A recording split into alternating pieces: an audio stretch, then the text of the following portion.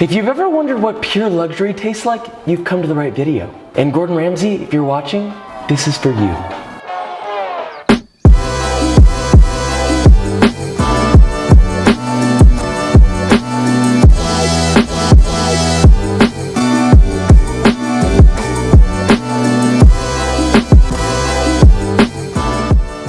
I'm sure many of us are familiar with it. It's one of my favorite things of all time. It's basically a tenderloin that's wrapped in many beautiful things like prosciutto and a Duxelles, and the ever so famous puff pastry. It can seem, kind of, well, incredibly daunting for a first timer. But look me in my eyes. I promise you that once you watch this video and understand how this works, it becomes incredibly easy to pull off. And when I say that this is worthwhile, I mean it. Now enough teasing, and let's do this, shall we? So the first thing you need to start with is a tenderloin, obviously. Now nobody really talks about this, which is honestly quite a shame, but you need the right kind of tenderloin. And by that I mean you need to get a center cut part of the tenderloin, also referred to as the Chateaubriand. Fancy sounding, right? That's always good. Basically, you need something that's even in thickness from one end to the other. This is a Chateaubriand piece that I decided to take the ends off and, make it a little more even because I just be extra like that. And you want that bad boy to weigh in at 1.5 pounds or 650 grams at 2.5 to 3 inches thick. Now just let that come up to room temperature. I don't care what Kenji Lopez says. Trust me, let it come to room temperature. Now while the tenderloin's coming up, we're gonna make our Duxelles. Start off by finely chopping 1 pound or 468 grams of mushrooms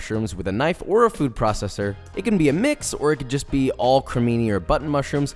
Here I have a mix of cremini, maitake, and hedgehog mushrooms. Also, for the record, I'm not calling out Kenji J. Lopez. This just needs to be at room temperature because you need to sear it very, very quickly. Anyway, so you're gonna chop that until you get something just slightly smaller than pea-sized bits. You essentially want it to make a paste when it's cooked. Next, fill a pan with 2 finely chopped shallots, 3 finely chopped cloves of garlic, and 2 tablespoons or 30 milliliters of olive oil. That's right, in a cold pan. Then place that bad boy on medium heat and sweat those vegetables until they begin to turn translucent. Now I do it in a cold pan because I want it to be a gentle start. That way we don't risk any color at all. Then add all of your mushrooms and season generously with salt and continue cooking on medium heat, stirring often until they've released and simmered off the majority of their liquid, about 5 to 8 minutes. And once you've done that, you're gonna add 2 shots of vodka. That's a joke, by the way. You're actually gonna add 3 tablespoons or 44 milliliters of whiskey, a good whiskey, along with the leaves of 2 fresh sprigs of thyme. Then just let that simmer for a minute or two to cook off the alcohol and to reduce it until there's almost nothing left. Then just let your Duxelles cool off on the side. Okay, so now it's time to sear the beef. Heat a pan that'll accommodate the size of the roast over medium-high heat with 3 tablespoons or 44 milliliters of some sort of high heat cooking oil like canola oil. Pat your room temperature beef dry with a paper towel and season very generously with salt and pepper. And make sure to coat all sides. And once your pan is rip-roaring hot and almost smoking, add your beef to the pan and sear on each side for about 1.5 to 2 minutes, no longer. Just try and get a little bit of caramelization. You really want to keep that inside almost raw because it's going to be going back in the oven. You don't want it to get overcooked when it's baking. And don't forget to sear off those end butt pieces too. They need some color too. Oh look, and there's my butt too. All right. And once that's seared on all sides, you're gonna place it on a plate and then brush it immediately with a good Dijon mustard. By the way, that was a hair from the brush, not my hair. I don't want to hear about it in the comments. Now make sure that you're brushing this while it's still hot so it really absorbs that nice mustard flavor. Coat every side, then just let that cool down to room temperature. Now we're almost ready, but we need to pre-wrap the beef in something. So we're gonna make crepes. That's right, I know it sounds weird, but trust me, it's essential. I'll explain later.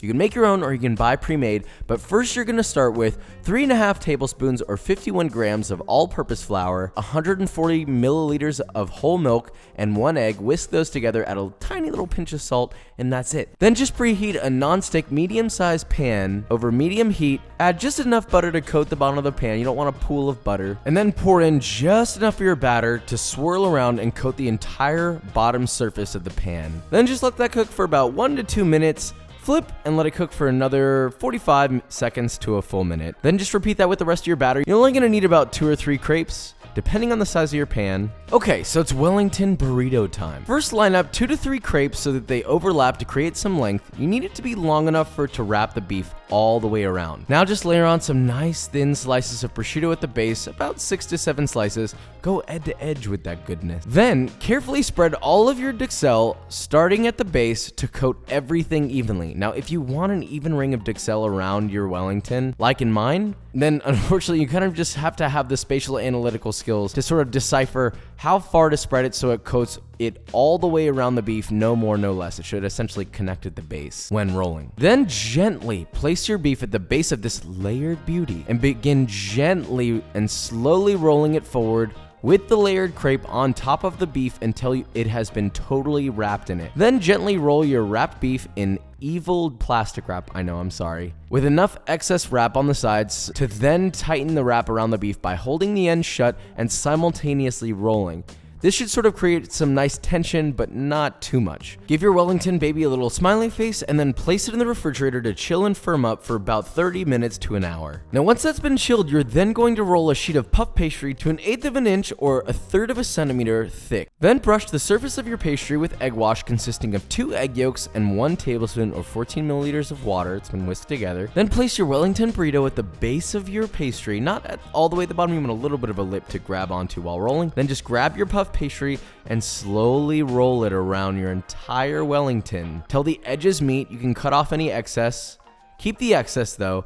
Then pinch those edges together so that it's completely and totally closed and encased. Pinch off the edges, cut off any excess on the edges, and really make sure that it is totally encased with no holes. Then brush the entire surface of your Wellington with the same egg wash. Now at this point you can go ahead and add the flaky salt and toss it in the oven now, but I like to add a little lattice pattern on top. Now you don't have to if you don't want to, but I'm going to show you how to do it really quickly. All you need is something called a lattice roller. There will be a link in the description for the one that I have, and then you're just going to run that across another sheet of puff pastry or some of that excess if there's enough excess left over, and that's really it. Sometimes if the lattice roller doesn't go all the way through, or you can just use a knife to help it open up a little more. Then carefully drape your lattice pastry over your egg wash brushed Wellington. That's kind of a mouthful.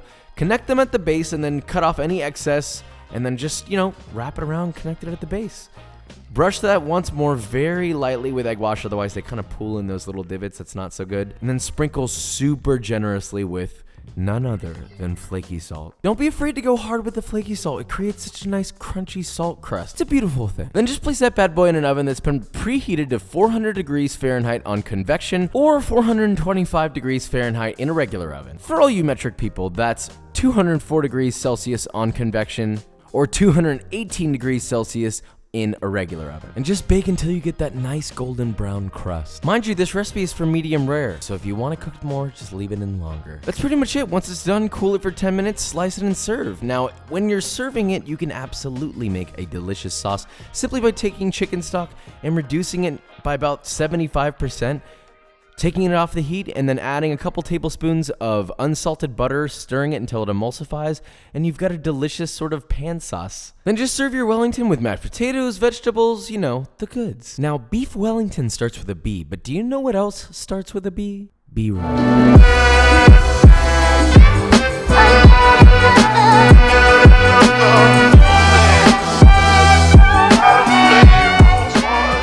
Alright guys, and we did it! The most beautiful beef Wellington cooked to tender perfection. Each bite more luxurious than the last. Sounds enticing, right? Now, I hope you guys enjoyed this as much as I enjoyed making it because I had a blast and it turned out super great. I was very, very happy with it. Also, just really quick, a huge shout out to all of you guys who are so supportive and always make me laugh. I mean that, I really do. I'm so, so grateful, really. Yesterday, I tweeted this out to Gordon Ramsay, just mostly as a joke, with my beef Wellington, and I was really surprised with the reaction. A bunch of people were trying to get his attention, so thank you guys. But Gordon Ramsay, like I said, if you're watching, hit me up, man. Hit me up. I truly feel like this is a Wellington that Gordon Ramsay would be proud of, so that makes me feel good. But anyway, thank you guys again for all the support. Don't forget to follow me on Instagram and Twitter and all that good stuff. The links are below in my description. But anyway, if you enjoyed this video or you learned something, leave a like, subscribe, and I will see you next week.